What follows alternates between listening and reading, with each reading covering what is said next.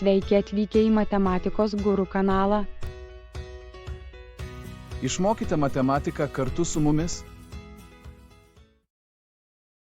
Šiame video nagrinėsime, kas yra kvadratas.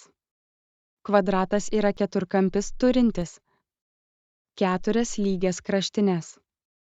4 stačiuosius kampus, kiekvieno jų dydis yra 90 laipsnių. Čia matote kvadratą O bei CD. Jo kraštinės A bei CD yra lygios. Kampai O bei CD yra statūs. Kvadrato ploto skaičiavimas grindžiamas paprasta formule. S lygu A kvadratu. Šioje formulėje S yra kvadrato plotas. O yra kvadrato kraštinės ilgis. Visos kvadrato kraštinės yra lygios, todėl plotą galime rasti, pakėlę jo kraštinės ilgį kvadratu. Panagrinėkime pavyzdį. Tarkime, turime kvadratą, kurio kraštinės ilgis yra 4 cm.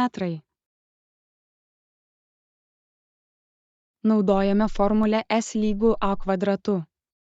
Čia O yra kvadrato kraštinė, kurios ilgis 4 cm. Tad S lygu A kvadratu tai yra 4 kvadratu. Gauname 16 kvadratinių centimetrų. Duoto kvadrato plotas lygus 16 kvadratinių centimetrų.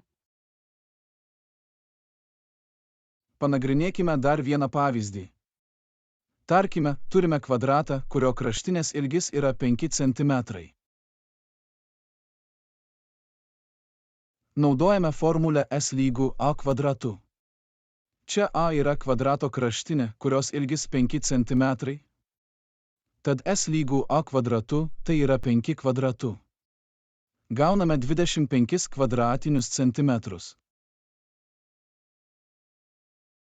Duoto kvadrato plotas lygus 25 kvadratiniams centimetrams.